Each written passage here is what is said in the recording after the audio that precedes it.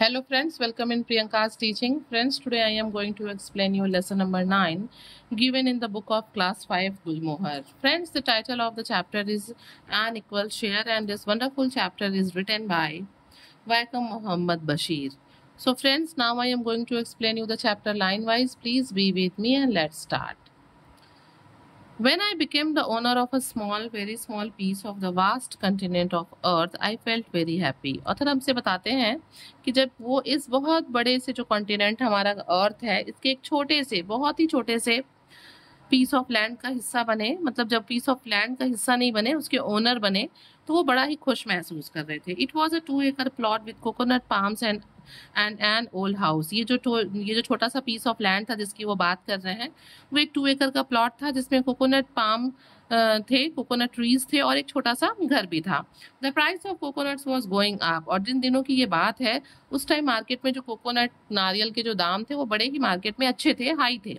And I was in high spirit at the thought of my tree laden with the fruit. और उनके जो नारियल थे, नारियल के पेड़ थे उनके 2 acre के प्लॉट में, वो सब जो है वो फ्रूट से लदे हुए थे.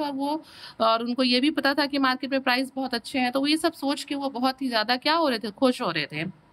बट देन द ट्रेसपासर्स केम. और तभी कौन लोग आ गए उनके उस 2 acre के प्लॉट में? ट्रेसपासर्स, यानी कि अजनबी लोग आ गए. ठीक है, जिनको वो नहीं जानते थे, बिना किसी परमिशन के जो दूसरे की प्रॉपर्टी में घुसते हैं, उसे हम ट्रेसपासर्स कहते हैं. Okay, they ignored the fence we had put up.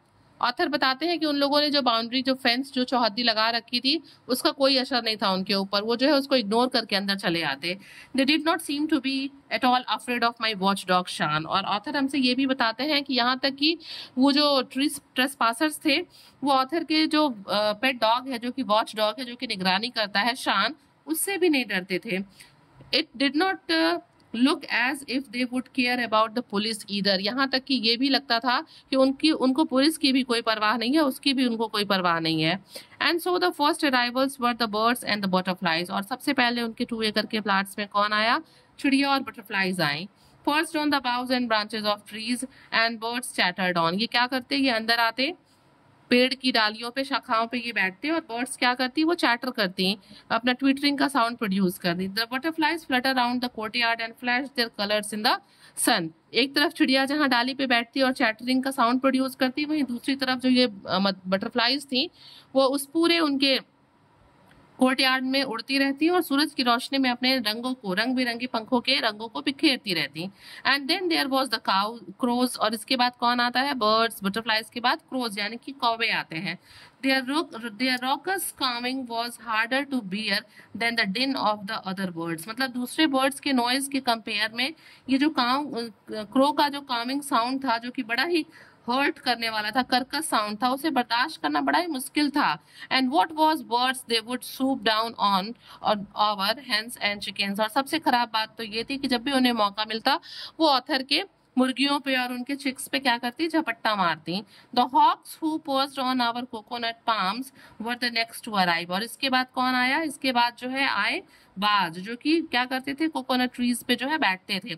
While they sat in the higher places than the crows, it was clear that they shared an agenda as they watched and waited. मतलब ठीक है, जब बाज अंदर आते, hawks जो है वो 2 acre के प्लॉट्स में एंटर करते, तो वो पेड़ की सबसे ऊंची जाके जगह पे बैठते. क्रोज के कंपेयर में वो जाके नारियल की सबसे ऊंची जगह पे बैठते, और उनके इंतजार करने से, उनके ध्यान से देखने से पता चलता है कि उनका एजेंडा, यानी कि उनका पर्पस बड़ा ही क्लियर है कि वो वहां क्यों आए हैं. दे वर नॉट अलोन. और ये जो हॉक्स थे ना, वो अकेले नहीं थे, ये बर्ड्स बटरफ्लाइज अकेली नहीं थी, इनके अलावा भी वहां बहुत से एनिमल थे. There were mongoose in the bamboo bush. बांस की झाड़ियों में नेवले थे. And foxes hid in the shrubs close by. और पास की झाड़ियों में जो है लोमड़ियां छिपी हुई थी. Ready to pounce on the hands. और वो हमेशा तैयार रहते थे क्या करने के लिए? मुर्गियों पे झपट्टा मारने के लिए. Then there were the rats. और इसके बाद अब किसका नंबर था? चूहों का. They were of course everywhere we looked. और यहाँ पे ऑथर बताते हैं कि हम जहां भी देखते अपने प्लॉट में, हमें वहां चूहे दिख जाते. Even as I stood wondering what right all these creatures had to be on my land. और वो कहते हैं कि कभी कभी तो मैं ये भी सोचता, यहाँ तक सोचता, कि आखिर इन क्रीचर्स का मेरी जमीन पे क्या अधिकार है. ठीक है, क्यों ये यहाँ घूमते हैं? There came on the scene a cobra, और तभी उनको एक सांप दिखाई, कोबरा स्नेक दिखाई देता है. It stood before me, वो कोबरा आता है और इनके सामने खड़ा हो जाता है.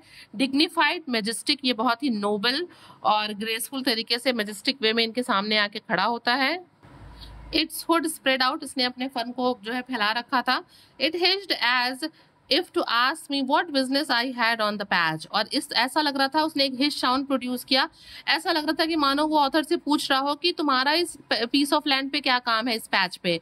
Didn't it know that I was the new owner, उसे लग रहा था कि ऐसा नहीं पता है कि मैं इस 2 एकड़ के प्लॉट का नया ओनर हूँ. Do you had better leave my 2 acre plot at once, I said, और अचानक जो है ऑथर ये बात कह बैठता है स्नेक से कि तुरंत जो है तुम जो है मेरा ये 2 एकड़ का प्लॉट छोड़ के यहाँ से चले जाओ. But then where would it go, और तभी ऑथर ने सोचा कि लेकिन ये जाएगा कहाँ. Hadn't the whole earth been taken over by humans inch by inch, कि हम लोगों ने तो मतलब क्या हम लोगों ने इस पूरी पृथ्वी पे कब्जा नहीं कर लिया है, पूरी पृथ्वी को इंच बाय इंच हम लोगों ने कवर नहीं कर लिया है.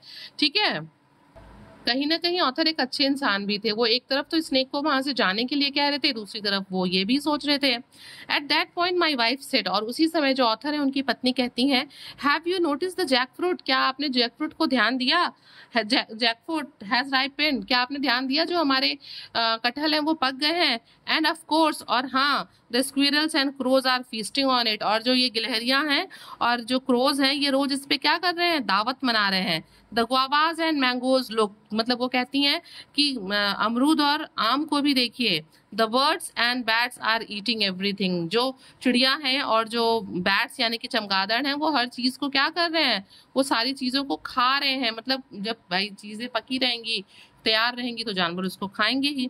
But that's the beauty of it, I replied, और मैंने कहा, तो ऑथर कहते हैं कि मैंने कहा कि यही तो इन चीजों की खूबसूरती है.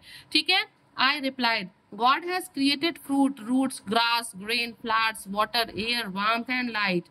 और फिर वो अपनी बात को आगे बढ़ाते हुए कहते हैं कि गॉड ने ही इन सभी चीजों को, चाहे वो फल है, जड़ है, घास है, अनाज है, फूल है, पानी है, हवा है, वार्मथ है, लाइट, इन सब चीजों को गॉड ने ही क्रिएट किया है.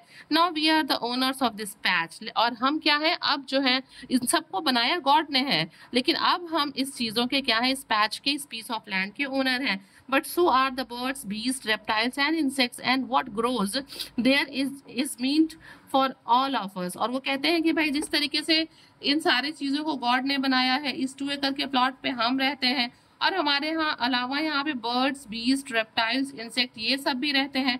तो यहाँ जो भी चीजें उगी हुई हैं, इसका मतलब है कि वो उस पे हमारा सबका अधिकार है, ये हम सबके लिए उगी हैं.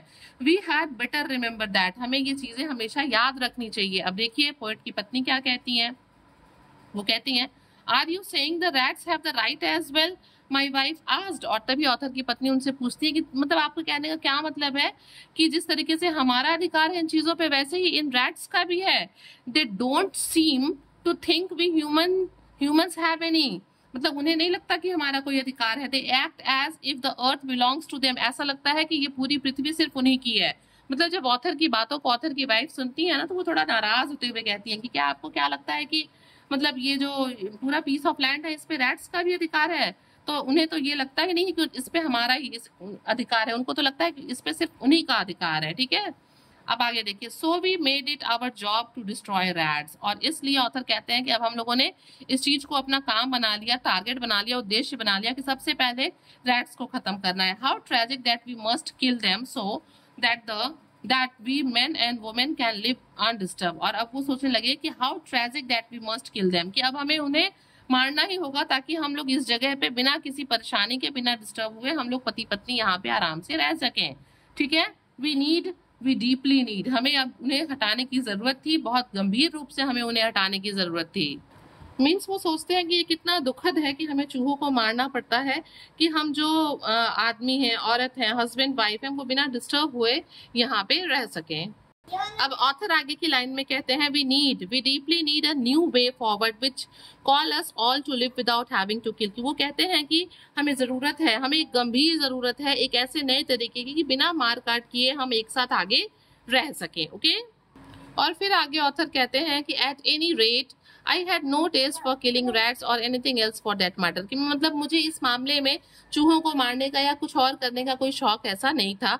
But I had to do something soon about the coconuts, लेकिन मुझे अपने नारियल के लिए जल्दी ही कुछ करना था भाई, उन्हें डिस्ट्रॉय भी नहीं करना था, चूहों को मारना भी नहीं था। वी नीडेड देम, हमें वो नारियल चाहिए थे। दे वर आवर डेली फूड, वो हमारे लिए क्या थे, हमारे डेली फूड थे, मुझे जो है उनको बचाना था, ठीक है। They were our daily food and we had to find an answer, और मुझे हमें जो है एक जवाब चाहिए था। My wife however was not looking for answers and decided to take things into her own hands. अब वो उनकी जो पत्नी थी ना, वो जो है वो अब किसी भी आंसर के लिए वो वेट नहीं करती है, और वो खुद जो है इस मामले को अपने हाथ में लेती है। वो डिसाइड करती है कि अब इन चीजों को मैं देखूंगी। Not longer after all this happened, अभी ये सब हुए बहुत देर नहीं हुआ था, तभी क्या होता है, she went to the shop, वो दुकान पे जाती है। After 2 hours she return with many things, और 2 घंटे बाद वो बहुत ढेर सारा सामान खरीद के वापस आती है। One of there was a large tin of rat poison, और क्या था, उन सामान में से एक था एक बड़ा सा टिन जिसमें क्या पड़ा हुआ था, rat poison, which was mixed with bananas, rice and tapioca and scattered on the patch. और उसने क्या किया, उसने इस रेड पॉइजन को मिक्स किया बनानाज में, राइस में, और टैपियोका भी क्या होता है, ये कसावा का जो है, आप देख सकते हैं यहाँ पे दिया भी होगा, small hard piece of the dried and crush root of cassava plant, ठीक है। उसमें इसने मिक्स किया और पूरे जो है उस 2 एकड़ के प्लॉट में स्कैटर यानी कि बिखेर दिया। इन 4 days 5 hens, 12 squirrels, 200 rats and a cat lay dead, और 4 दिनों के अंदर अंदर 5 मुर्गियां, 12 गिलहरियां और लगभग 200 रैट्स जो है वहां पे मरे हुए थे। अ कैट मतलब, और एक बिल्ली भी वहां पे मरे हुए थे। But the tender coconut kept falling, ये तो सब मर ही गए थे, लेकिन जो नाजुक कोकोनट्स थे वो अभी भी गिर रहे थे। भाई अगर ये गिरा रहे थे तो ये तो मर गए, तो अब कोकोनट्स को नहीं गिरना चाहिए, बट ऐसा नहीं हुआ, कोकोनट अभी भी गिर रहे थे। A few months later, though we found the real culprit, और 2 महीने के बाद हमें जो असली दोषी था, असली कल्प्रिट था, जो सच में कुछ गलत कर रहा था, वो पकड़ा गया, और वो थे बैट्स यानी कि चमगादड़। It turned out that at dusk, huge bats arrived in swarms and flew straight to the tree top where the tender coconuts hung. क्या होता था, ये हमें पता चला कि डस्क के time, just after the sunset, एक झुंड आता है, बहुत बड़ा सा झुंड आता है चमगादड़ों का, और वो सीधा उड़ के कहाँ जाता है, ट्री के बिल्कुल टॉप पे जहाँ पे टेंडर कोकोनट्स लगे हुए हैं, नाजुक कोकोनट्स जो है वो हंग है। They clung to the shells and gnawed into them, और वो क्या करते हैं, वो चमगादड़ जाके जो है उनके शेल्स पे चिपक जाते, एंड ग्नाउड यानी कि च्यूड रैपिडली इनटू देम, उसको चबाने लगते, beginning with the soft part and working their way to the top. मतलब वो क्या करते हैं, वो जो है उसके सॉफ्ट पार्ट से जो है चबाते चबाते और उसके जो है टॉप पे पहुंच जाते। When they broke through to the pulp, जब वो उसको चबाते चबाते उसके पल्प तक पहुंच जाते, they sucked out the sweet nourishing water inside, और उसके अंदर के मीठे और पोषक पानी को वो बड़े पानी को वो पी जाते। Then they flew away satisfied, और उसके बाद संतुष्ट होके वो वहां से उड़ जाते। मतलब ये उनका डेली का काम हो गया था। डस्क के टाइम पे वो आते, उस पे बैठते, पहले उसके शेल को मतलब उसके सॉफ्ट पार्ट पे खाते खाते उसके टॉप पे पहुंचते, और जब वो उसके पल पे पहुंच जाते तो वहां से स्वीट और नरिशिंग वाटर को वो ड्रिंक करके सेटिस्फाइड होके वो वहां से उड़ जाते। अब इनको पता चला कि एक्चुअल में जो है सारी प्रॉब्लम्स कहाँ से क्रिएट हो रही है, ठीक है। We must buy a gun said my wife, और तभी इनकी पत्नी है, मुझे लगता है बड़ी खतरनाक नहीं होंगी, उन्होंने कहा ऑथर से कि हमें अब जो है एक गन की जरूरत है, to shoot the bats, the foxes and the pole cats. किसको मारने के लिए, चमगादड़ों को, लोमड़ियों को, और पोल कैट्स को मारने के लिए। पोल कैट्स कौन होते हैं, small dark brown animal that produce bad smell to defend themselves, ठीक है। ये गंदी सी एक स्मेल प्रोड्यूस करते हैं ताकि कोई इनके पास न जाए। तो ऑथर यहाँ पे कहते हैं कि, ऑथर की वाइफ कहती है कि हमें एक गन की जरूरत है इन चमगादड़ों को, लोमड़ियों को और इन पोल कैट्स को मारने के लिए। आगे देखिए, a gun never, I said, मैंने कहा नहीं नहीं, कभी नहीं, बिल्कुल भी गन की जरूरत नहीं है। Gun should not have been invented, gun को वो कहते हैं कि गन का तो आविष्कार ही नहीं किया जाना चाहिए था। But alas, a few days later my wife's cousin arrived with a grim looking gun, और वो बताते हैं ऑथर की कुछ ही दिनों बाद जो है, दुख की बात है कि कुछ ही दिनों बाद मेरी पत्नी जो है उसका कजिन आया, उसका चचेरा भाई आया, और वो अपने साथ एक ग्रिम लुकिंग, एक बहुत ही क्रूएल मतलब खराब सी जो है, जो कि बड़ी खतरनाक क्रूएल और वरिंग गन लेके आया। I estimate that almost 3,000 coconuts are destroyed every day, he said. और यहाँ पे जो ऑथर है वो बताते हैं कि मुझे लग रहा है कि लगभग रोज जो है 3,000 कोकोनट जो है वो उनका नुकसान हो रहा था. Bats are pets, bats are pests, you know. और फिर ऑथर कहते हैं कि क्या आपको पता है ये जो बैट है चमगादड़ वो एक तरह के कीट हैं, but it's no use shooting bats here. लेकिन उन्हें मारने का यहाँ पे कोई मतलब कोई फायदा नहीं है. Far away on a small island there are 2 banyan trees. और वो बताते हैं कि यहाँ से दूर एक छोटे से आइलैंड पे 2 बरगद के पेड़ हैं. You can see at least 3,000 bats hanging on the twigs and branches of these trees. और आप देख सकते हैं कि इसकी उन दोनों बनियान ट्री की ब्रांचेस से लगभग 3,000 चमगादड़ जो है वो लटके रहते हैं. And I am going to kill them all. और अब मैं क्या करने जा रहा हूँ, मैं उन सबको मारने जा रहा हूँ. ठीक है. I set up a fervent prayer. और यहाँ पे जो ऑथर है, मतलब ये बातें मुझे लगता है कि ऑथर की वाइफ और उसके भाई ने कही होगी. ऑथर तो नहीं कह पाएगा क्योंकि कहीं ना कहीं जो ऑथर है वो काइंड हार्टेड है, सॉफ्ट हार्टेड है, वो एनिमल्स को मारना नहीं चाहते हैं. और वो आगे ऑथर कहते हैं आई सेंट अप फेरवेंट प्रेयर, कि उन्होंने एक बहुत ही सिंसियर जो है प्रेयर की, फिल्ड विद फीलिंग्स. वो नहीं चाहते थे कि वो जो चमगादड़ है वो मरे. Bats, oh my bats, fly away, save your self if you know what's good for you. और वो कहते हैं, मतलब अपने प्रेयर में कहते हैं कि चमगादड़ तुम लोग वहां से उड़ जाओ अपने आप को बचाने के लिए, जो कि तुम्हारे लिए अच्छा होगा. And it happened. और ऐसा ही हुआ. ईश्वर ने उनकी प्रार्थना सुन ली और सारे जो चमगादड़ थे वो वहां से उड़ गए. It was astonishing. ये बड़ा ही आश्चर्यजनक था. अ मिरेकल, एक चमत्कार हुआ. The bats were saved. चमगादड़ बच गए. My wife and her cousin return 2 hours later. मतलब 2 घंटे के बाद मेरी पत्नी और उसका कजन वापस आए. There are great fear on their faces. उनके चेहरे पे एक बड़ा ही गंभीर डर था, बहुत ही मतलब ज्यादा डर था. We had a narrow escape, said my wife. मेरी पत्नी ने कहा कि मतलब हम वहां से किसी तरह से भाग के निकले. ठीक है.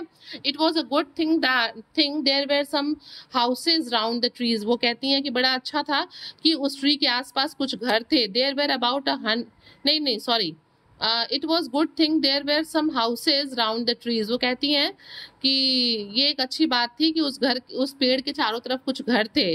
There were about 100 people near the trees when we got there. वो बताती हैं कि जब हम वहां पहुंचे तो पेड़ के पास लगभग 100 लोग थे. And they surrounded us in minute. और 1 मिनट में उन लोगों ने हमें घेर लिया.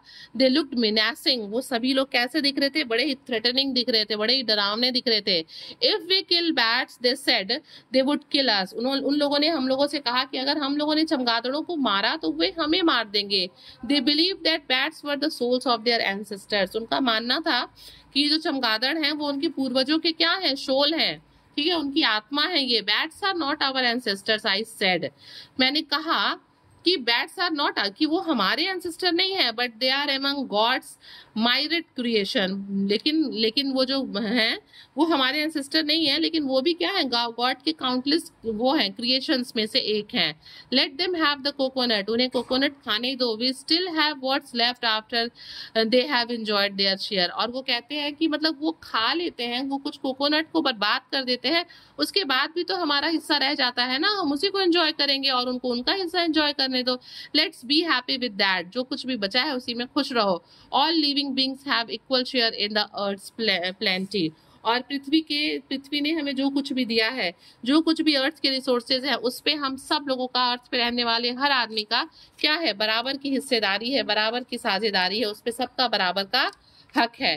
सो फ्रेंड्स, आप देख सकते हैं कि कितने अच्छे से ऑथर ने इन चीज़ों को समझाया कि अर्थ पे रहने वाले हर प्राणी का, हर क्रीचर्स का अर्थ की रिसोर्सेज पे जो है वो उनका हक होता है. So friends, if you like the explanation, please do share to others and very thank you for watching.